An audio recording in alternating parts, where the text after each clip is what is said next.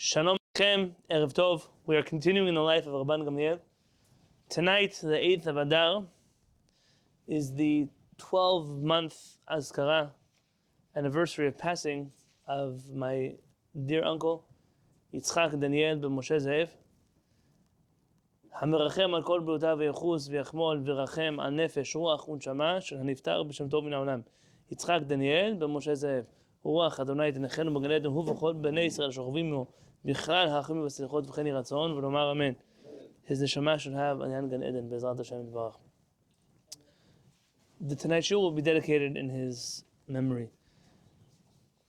The Gemara teaches us in Masechet Berachot, Tana. We learned this last week, but I'm repeating for the sake of today's conversation. We were taught, source sheet, source 30. Tana. Eduyot bo bayom nishnet. That day that they removed Rabban Gamliel and replaced him with Rabbi Elazar ben Azariah, that day they studied the entire tractate of Eduyot. That whole Masechet comes from there. And everywhere that you see the Gemara says on that day, on that day, on that day, Hahu Yom Ahava. That was on that day. There was no halacha in the Beit Midrash that they did not actually reach a practical conclusion, meaning nothing was pending. And even Rabban Gamliel did not leave the Beit Midrash even for one moment, meaning even though he was removed from his post against his will by the Chachamim, nonetheless, they still kept him there and he stayed there. Meaning he still felt, I'm a Talmid Chacham and I have to learn. And I ended off with you last week telling you that if every time Rabban Gamliel said, I'm not doing this for my sake, I'm not doing this for my father's sake, I'm doing this for HaKadosh Baruch Hu's sake, this proves it. This behavior of his, that he still came to the Beit Midrash, despite how he felt about how he'd been treated, tells you everything about him. The Gemara relates Mishnah here, in which there was a machaloket. Ditanan, in source 31, we learned in the Mishnah. Bo bayom, on that day, ba Yehuda ger amoni lifnehem bevet midrash. Yehuda, who was a convert from Ammon. Ammon and Moab, those are. He came to the Beit Midrash. Amar lehem, he asks them, Ma ani lavo b'kahal.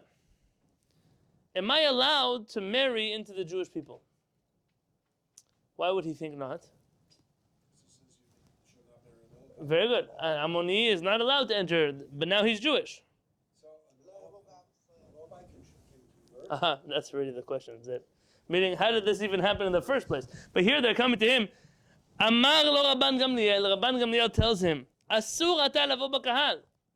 Yes, you're Jewish, perhaps, but you're not allowed to marry into Am Yisrael.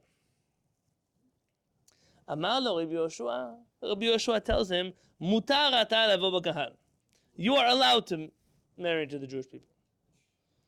Amar lo Rabban Gamliel. Rabban Gamliel says, V'halo kevar ne'emar lo yavo Ammon. No, notice who's arguing again here. It's Rabban Gamliel and Rabbi Yoshua. I mean, it doesn't make a difference. He's the head of yeshiva, another head of yeshiva. These two are what we call a bar plukta. They are the chess mates of each other. That's what they are. That's what they do. But not on purpose. Not to pick on each other personally. It happens to be that these two approaches are always clashing with each other. And that's fine. In a Beit Midrash where everybody's the same, is not a Beit Midrash. And there could be that there's a whole camp of Rabban Gamlielites and Rabban Yehoshuaites. That could be. But at the end of the day, Rabban Gamliel and Rabbi Yoshua are sitting in the same Beit Midrash. They don't say, oh, let's go open a different Beit Midrash. We don't get along with each other. This is all a matter of learning Torah. Amar lo Rabban Gamliel. Rabban Gamliel tells him, don't you know the Pasuk already says explicitly that an Ammoni and a Moavi cannot enter into the congregation of Israel. Amar lo Rabbi Yoshua. Rabbi Yoshua tells him, do Ammon and Moab live in the same place Ammon and Moab used to live?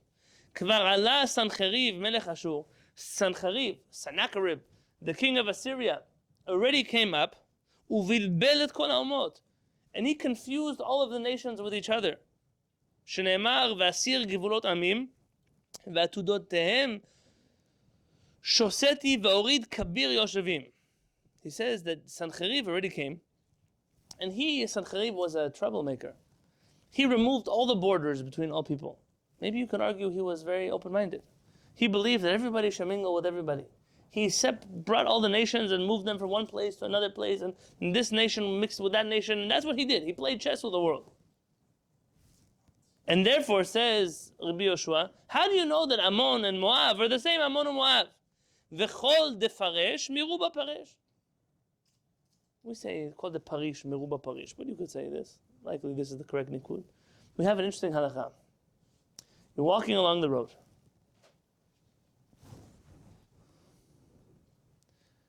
You could bring me a Shulchan Aruch Yoreh De'ah that has, up until, tell me volume 1 where it ends. No, next one. Yeah, that one. So I feel like that's the one that's missing all the pages. This one?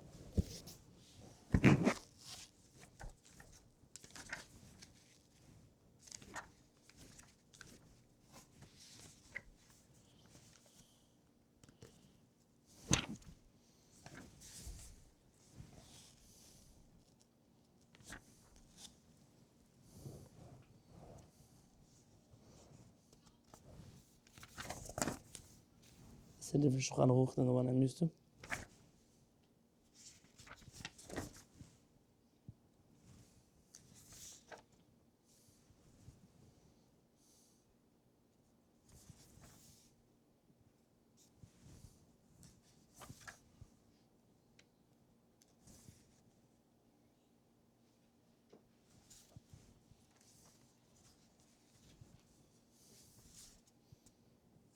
Sorry guys, I'm not familiar with this print of the Shulchan Aruch. I'm busy flipping pages and I don't know what I'm looking at. Right here.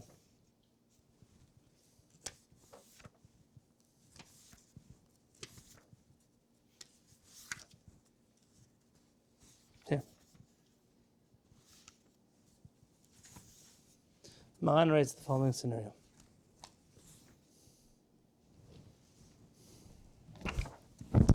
Maran says in Yoreh De'ah,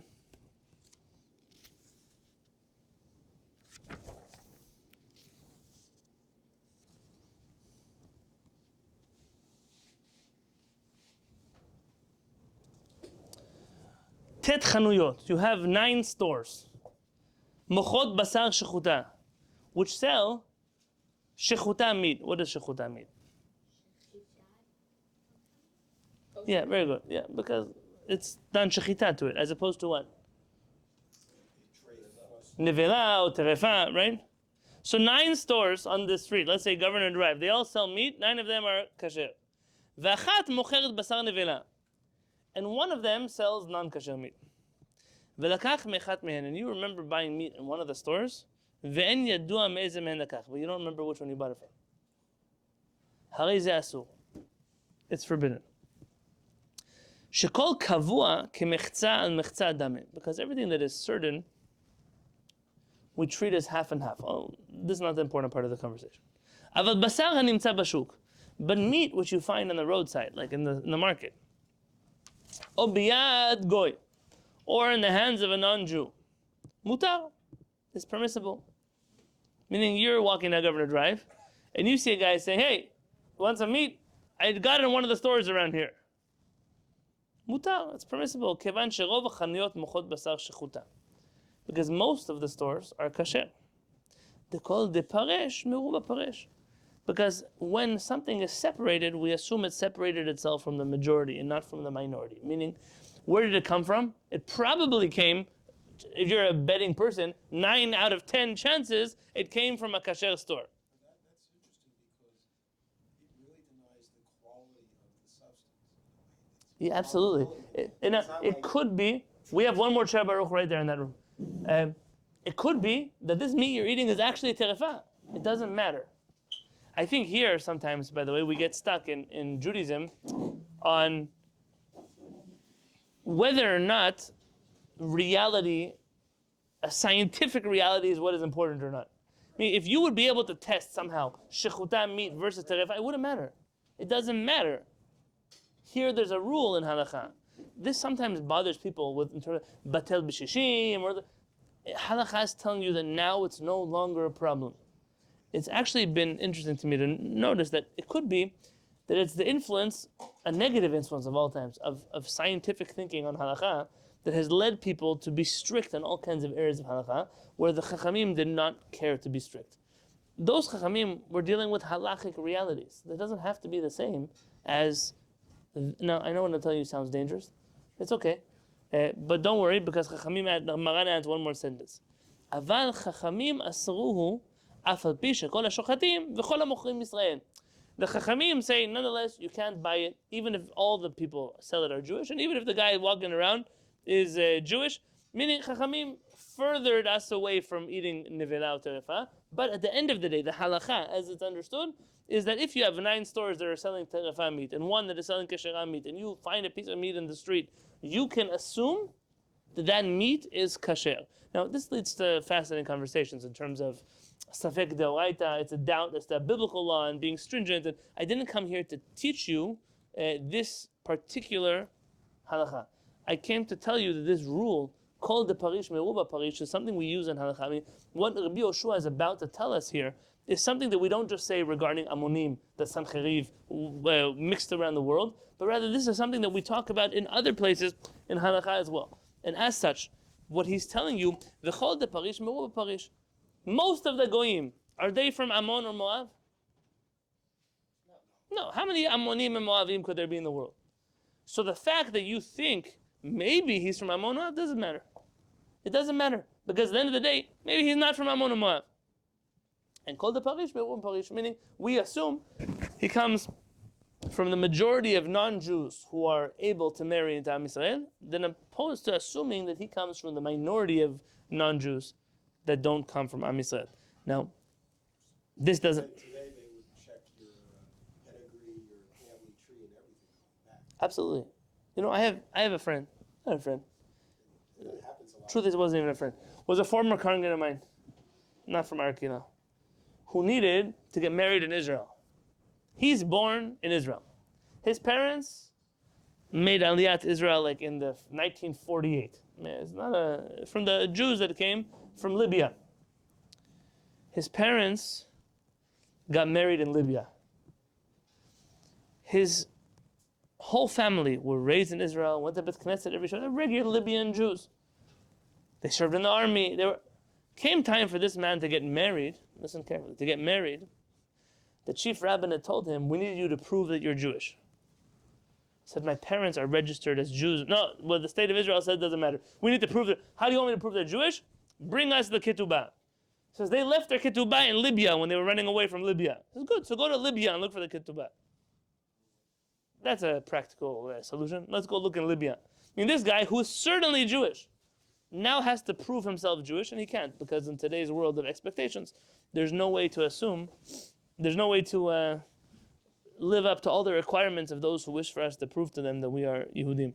Baruch. Did I make a bracha on the water already? I drank some of it, no? No. I don't know.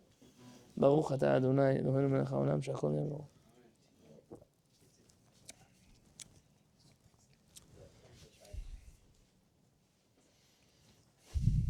Amar lo Rabbi Yoshua. Yeah. I'm just thinking about this more. Those questions that are more intriguing about how did this guy become Jewish, and then afterwards, now he's going to this Beit Knesset To ask, can I get married? Just go with the rabbi who converted. You know, this. I told you that if we were to learn this in a way of Agadah,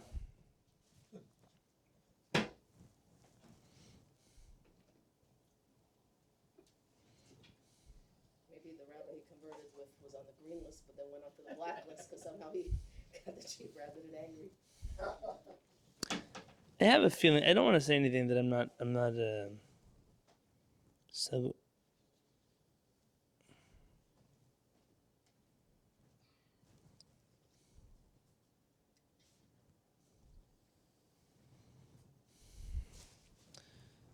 I have some answers. I don't want to say anything that I'm not certain of. Let me. I had also a question about the part that we just said about the Ammonites and Moabites. I didn't finish yet. Let's read what they say, and then then ask me if the question is still relevant, because Rabban Gamliel doesn't like what he said. So if you don't like it, then maybe you're like Rabban Gamliel. Yeah? Rabban Gamliel, Amar lo Rabban Gamliel, in verse 33. V'halo kevar ne'emar, it already says, V'acharei chen ashiv et shavut b'nei Amon ne'um Adonai, u'kvar shavu. In Yirmiyahu, HaKadosh Baruch Hu promises that he will return the captives of Ammon, and the Ammonites have returned to their land. Source 34, Amar Rabbi Yoshua. Rabbi Yoshua says, "V'halo kevar ne'emar v'shavti et shavut ami Yisrael, v'adayin lo shavu." He said, it says, the prophet also tells us in Amos, and I will return the captives of Israel. That's what it says, but it still didn't happen. So, what do? Miyad hitiruhu lavo b'kahal. Immediately, they permitted him to enter the congregation. Now, and let me ask you one thing, and that's the beginning of this Gemara. What do they call him? I have an answer. Okay, I'm going to tell you two answers that I think, but I didn't see this anywhere. I've never learned this piece of Gemara in the proper depth that it requires. This could mean one of two things. Either he was called Yehuda the Ger from Ammon because that's who he was, even though at the time of the story he wasn't Jewish. And he was asking, can I convert? And they're debating, Lavo Bakal, can I convert or not? Or the other option, Rabbanit, can you bring me Shulchan Aruch, the next volume? Are you ready also? What does it go up to?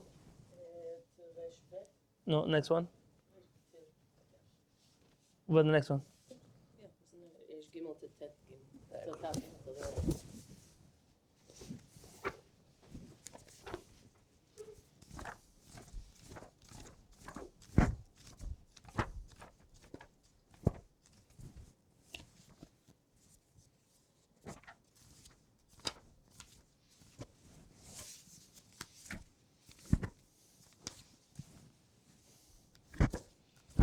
Okay, Maran writes the following.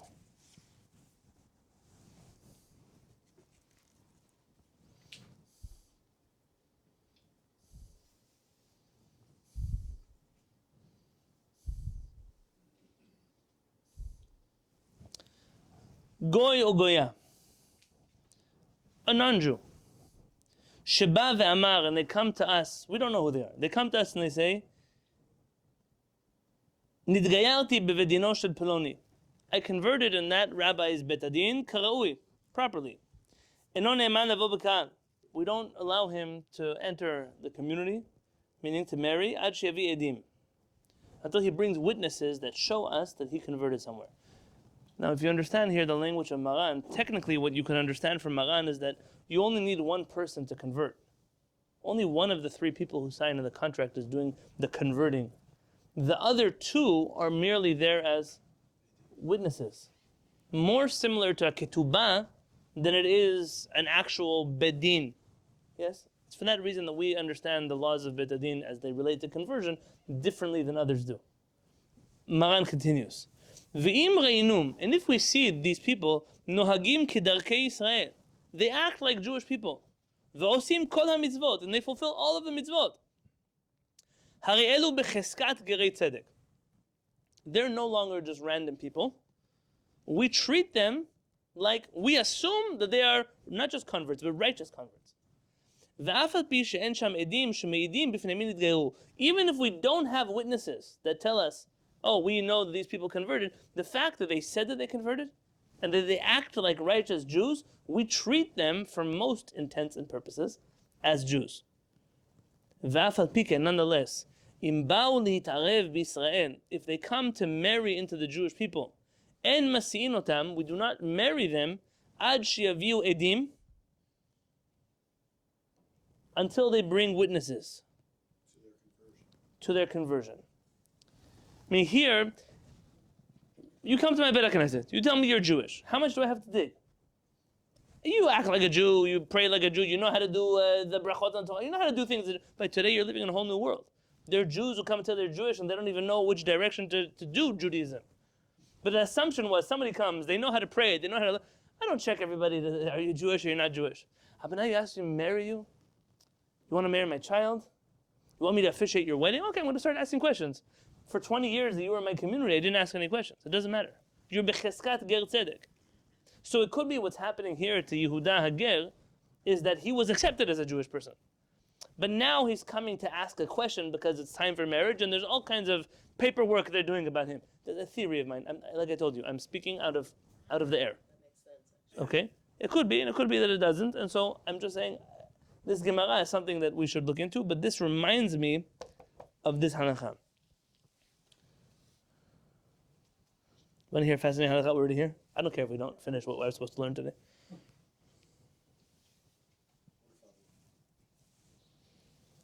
Says the Rambam, says Maran is really fascinating. Aval mi sheba ve'amar, but if someone comes to us and he says, Shehu goy, he says, I'm not Jewish. And he says, v'nitgayer bevedin. And I said, but I converted in a bedin. Ne'eman, we trust him that he's Jewish.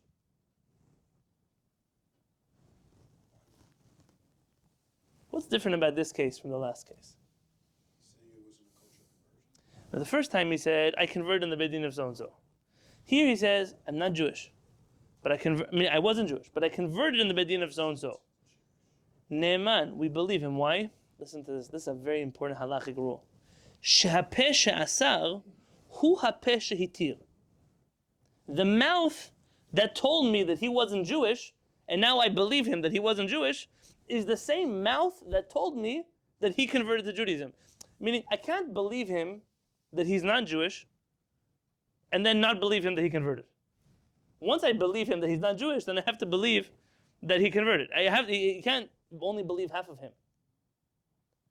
This is a story happened with me not forever ago. With a Kohen, had to get married, and the situation was complicated. And when push came to shove, he said, I'm not a Kohen. He's not a Kohen. He was the one who told me in the first place he was a Kohen. But after doing his research, he reached the conclusion that he's not a Kohen.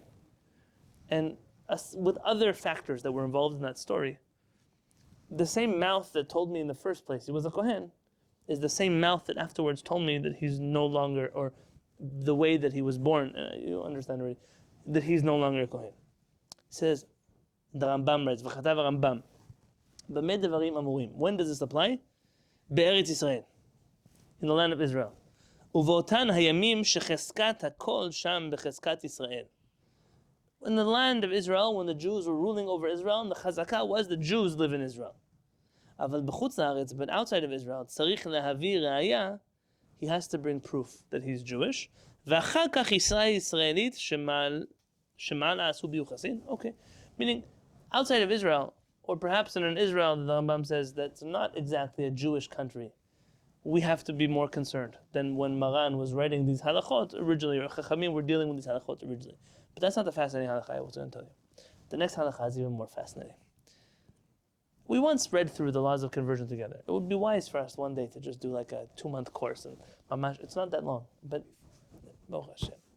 Kshiavo hager nihitgayer, says Maran.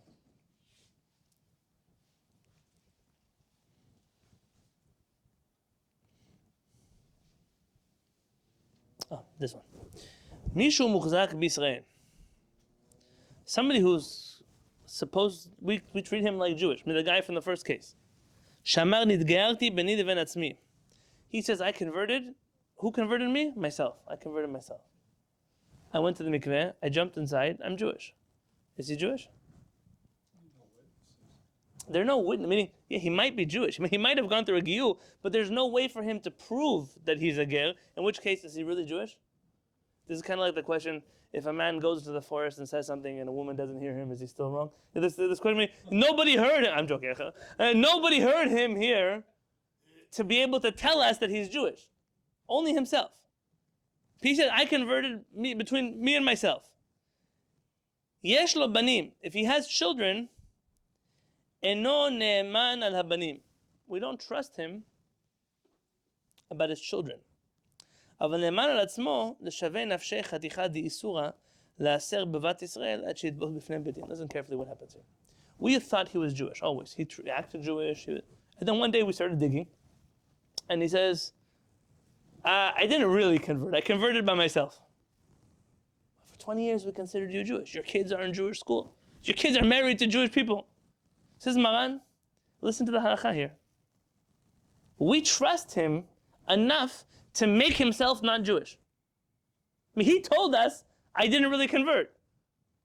But now that he's not really Jewish, he has no right to bear testimony against his children. And his children, therefore, are still considered Jewish. Because he doesn't have the right to retract their Jewish stance, and he has to go to Bedin and convert again. You understand this halakha here?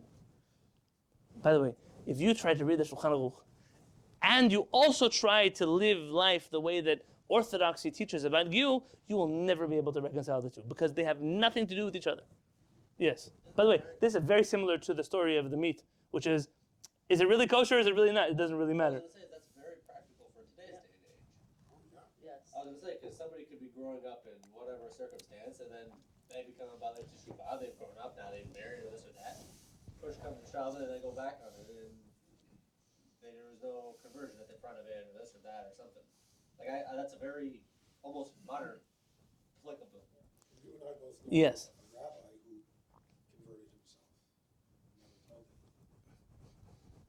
Which is interesting that he went years and years ago. Right. So that in that case, if he would say something about himself, he would disqualify himself. But he couldn't disqualify his children. It's interesting because the There's a famous book called The Broken Bracelet.